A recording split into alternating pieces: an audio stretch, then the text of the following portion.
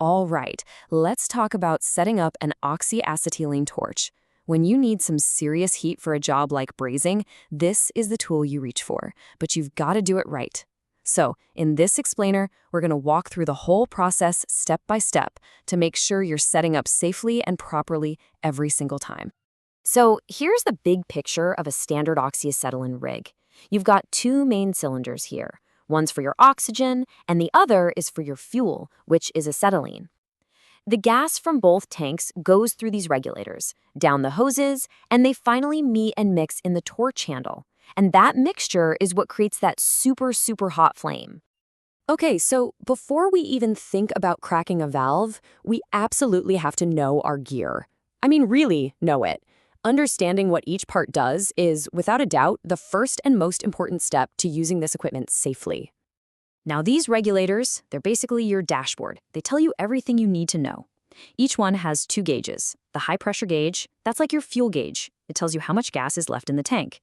The other one, the low pressure gauge, that's your working pressure. It shows you how much gas you're actually sending to the torch. Okay, listen up, because this is probably the most critical safety rule of them all. Your equipment has to be spotless. I'm talking free of any dirt, grease, or oil. Why? Because high-pressure oxygen and oil do not mix. In fact, they can create a spontaneous, violent explosion. Seriously, this isn't a suggestion. It's a life-saving rule. Here are two more really important parts. That little piece there is a reverse flow valve, or a check valve. Think of it like a one-way door for the gas. It lets the gas flow out towards the torch, but it absolutely will not let it back up into the wrong hose, which prevents a very dangerous situation. And then you see the torch body, which is where you can swap out all sorts of different tips for different jobs. And speaking of tips, this just shows you how versatile this setup can be. On the left, you've got these multi-flame tips. They're designed to wrap heat all the way around a pipe so you get a nice, even braze. And on the right, that's a forked tip. Super handy for heating up multiple spots at once, like on a complicated reversing valve.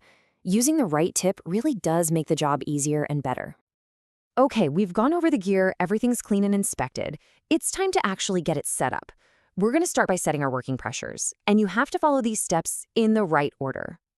We always start with the fuel gas, which is the acetylene. Now look at step 1. You only open the cylinder valve about a half turn. That's so you can shut it off super fast in an emergency. Step 2 is a big one.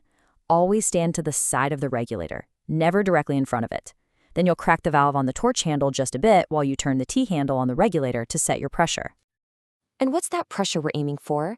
It's 5 psig. That stands for pounds per square inch gauge. Just remember the number 5. As soon as that low pressure gauge hits 5, close the valve on the torch handle. Acetylene is set. Next up, oxygen. The process is almost identical, but with one key difference you have to remember. You open the oxygen cylinder valve all the way. This is called backseating the valve, and it helps prevent any leaks around the valve stem. But just like before, you stand to the side, briefly open the oxygen valve on the torch, and adjust the T-handle on the regulator. For oxygen, our target is 10 psig. Pretty easy to remember, right? It's double the acetylene pressure. Once you see 10 on that low pressure gauge, go ahead and close the oxygen valve on the torch. That's it. Your pressures are now perfectly set and you're ready to light this thing up. All right, this is the moment of truth. With our pressures set right, it's time to safely light the torch and get that perfect flame.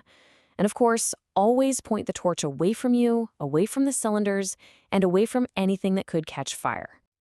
So first thing, you'll open the acetylene valve on the torch just a tiny bit and use a striker to light it. And what you'll get is this. A big, smoky, kind of lazy-looking yellow-orange flame. This is just pure acetylene burning. It's not very hot, and it's full of soot. This is just our starting point. Now for the cool part. You slowly start to open the oxygen valve on the torch, and just watch what happens. That big, smoky flame gets pulled right in, the yellow and the smoke completely disappear, and you're left with this sharp, bright blue inner cone. That, right there, is a perfect neutral flame. That's our goal. And just for a little extra context, there are basically 3 types of flames you can make. The one we want, the neutral flame, is A. It's a perfectly balanced mix, and it's what you'll use for most brazing. B is what you get with too much acetylene. That's a carburizing flame. And C is an oxidizing flame, which means too much oxygen. For our work, that neutral flame is exactly what we want. So the job is done. You've made your braze. But we're not finished. A proper, safe shutdown is just as critical as the setup. This makes sure the whole system is depressurized and safe to store. Let's walk through the shutdown sequence. First, you extinguish the flame, acetylene off at the torch, then oxygen off. Simple enough. Next, you go to the main source and completely close both cylinder valves. Now we have to bleed all the leftover pressure out of the system. So you reopen both valves on the torch, and you'll literally see the needles on the low pressure gauges drop to zero. Once they're empty, you back off the regulator T-handles, turning them counterclockwise until they feel loose. Then, one last time, close the torch valves. Now the system is completely off and safe. So, we've gone through the entire process, from checking your gear and setting pressures to the shutdown. This is a system that really demands your full attention and respect. So think back on everything we just covered.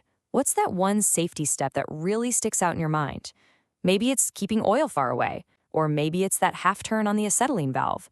Whatever it is for you, that's the one to never, ever forget.